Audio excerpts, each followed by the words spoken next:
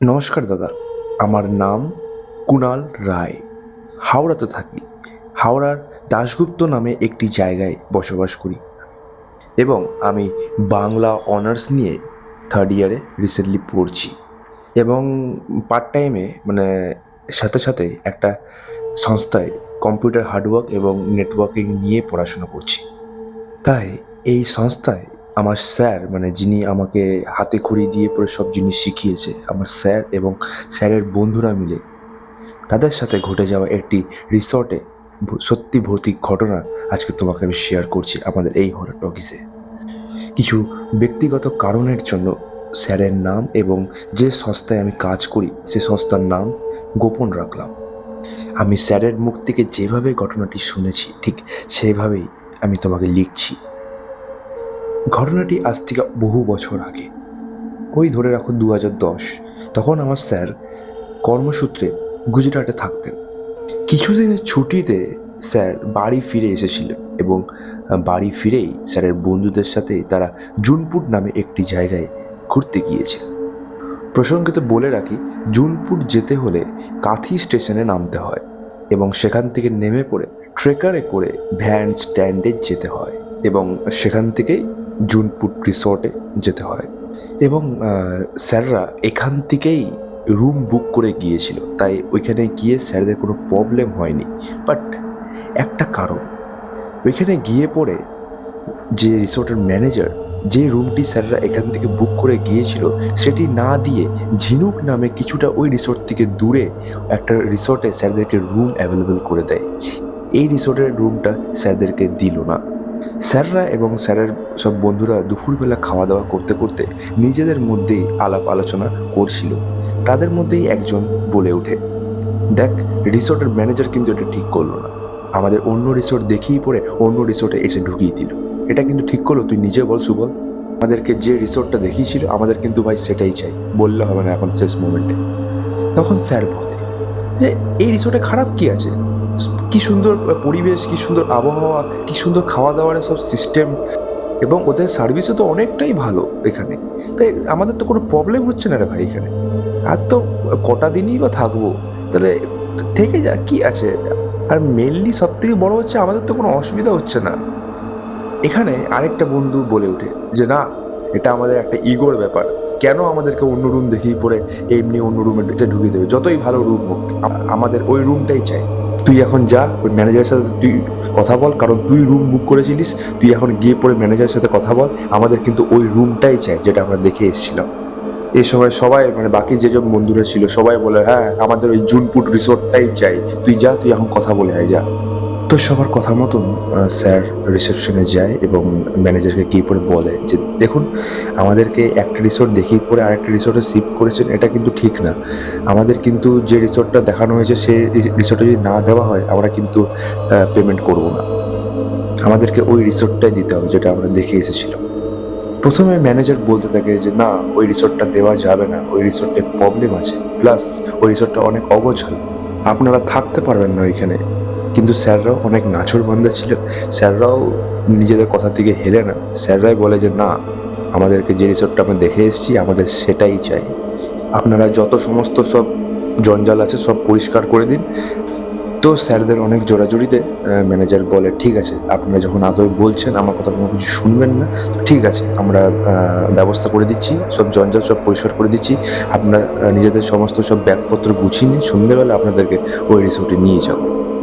তো ম্যানেজারের কথা মতন ম্যানেজার ঠিক সন্ধ্যে 6টা নাগাদ স্যারদের রুমে নক করে স্যারদেরকে ওই জুনপুট রিসোর্টে নিয়ে যেতে চলে এসেছে।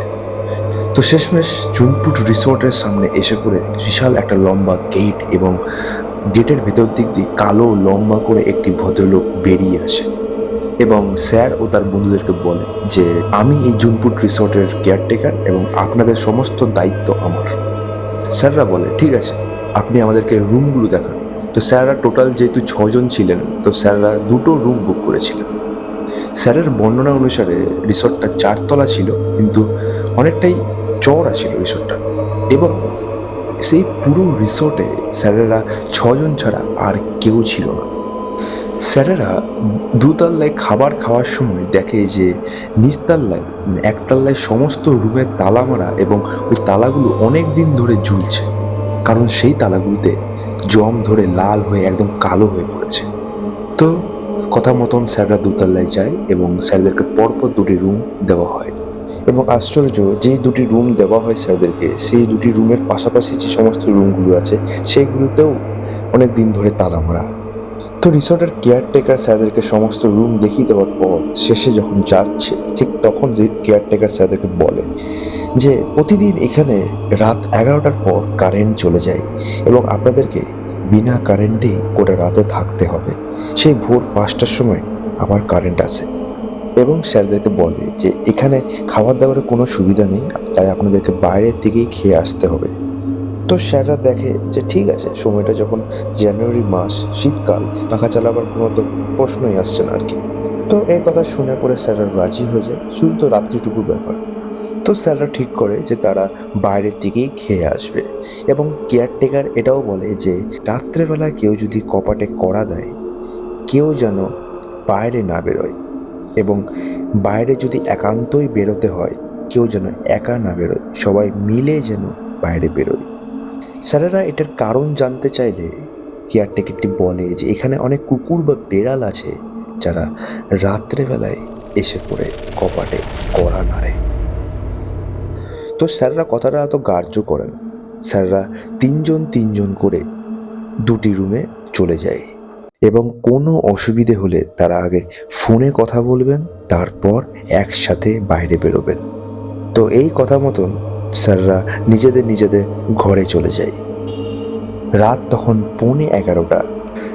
লাইটগুলোর অবস্থা দেখে বোঝাই যাচ্ছে যে আর কিছুক্ষণের মধ্যেই হয়তো লাইটটা চলে যাবে এবং কথা মতোই 11টার সময় কারেন্ট চলে যায়। তাই স্যাররা একটা টেবিলে মোমবাতি জ্বালিয়ে তিনজন ঘুমিয়ে পড়ে। রুমে থাকা স্যারের দুজন বন্ধু যারা ছিলেন স্যারের সাথে, তারা ঘুমিয়ে গেলেও স্যারের কিছুতেই ঘুম আসে না। তাই স্যার ফোন ঘাঁটতে থাকে।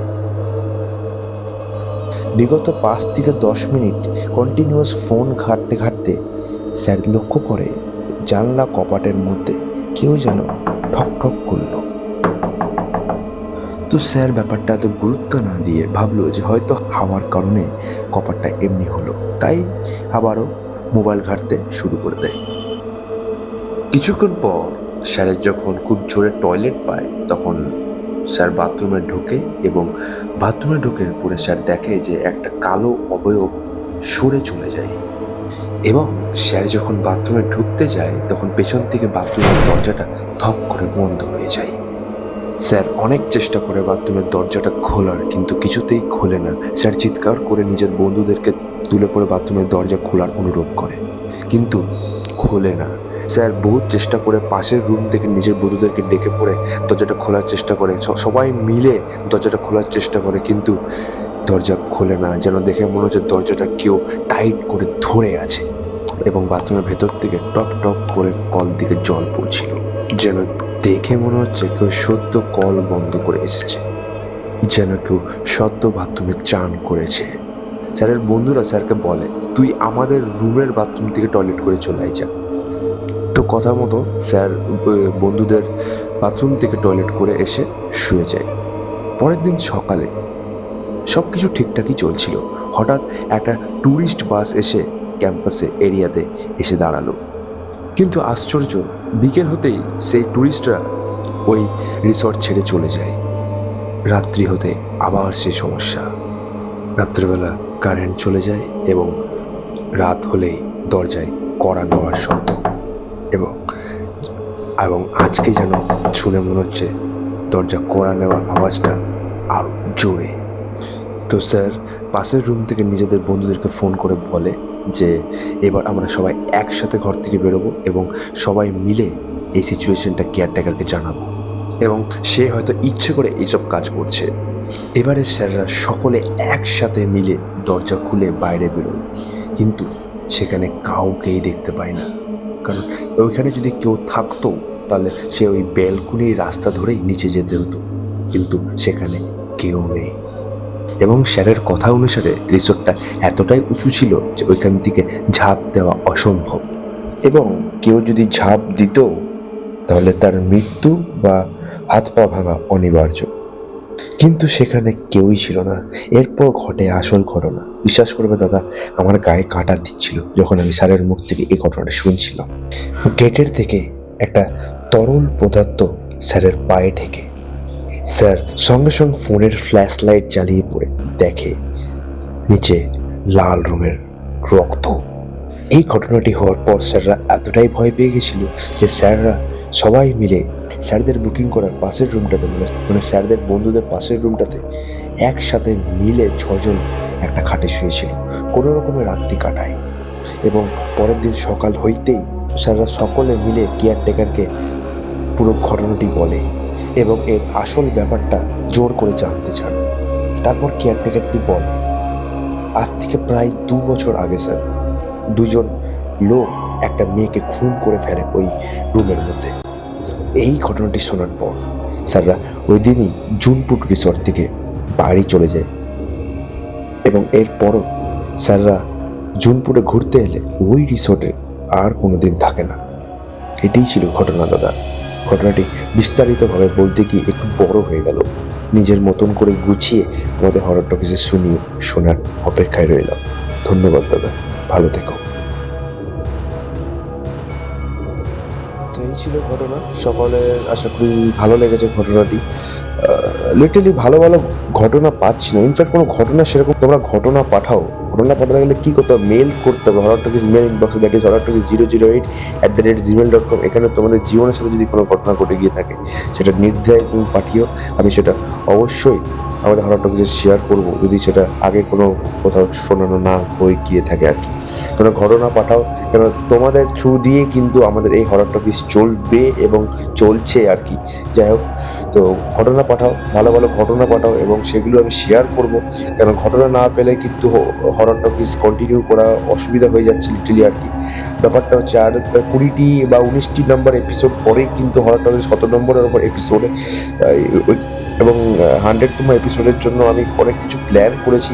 সেসব প্ল্যান এক্সিকিউট করার জন্য তোমাদের প্রচণ্ড সাহায্য চাই। তাই তোমাদেরকে বলছি, ভালো ভালো ঘটনা পাঠাও আমাদের এই 100তম এপিসোডের জন্য। এবং 100তম কি ইনফ্যাক্ট এই 90 বা 95 ইনফ্যাক্ট আপকামিং এপিসোডের জন্য ঘটনা পাঠাও। ঘটনা পাঠাগুলো মেল করো এবং সেটা ডিরেক্টলি মানে আমাদের হরর টকিজ টিমের কাছে পৌঁছে যাবে। যাই হোক, আশা করি তোমাদের খুব ভালো লেগেছে ঘটনাটি ভালো লাগে প্লিজ লাইক শেয়ার সাবস্ক্রাইব করতে বলো না আমাদের হরর টকিজকে। এবং আর কি, দেখা হচ্ছে পরের নম্বর এপিসোডে, that is 82 number episode, next রবিবার ঠিক রাত 11টায়। শুনতে ভুলো না হরর টকিজ।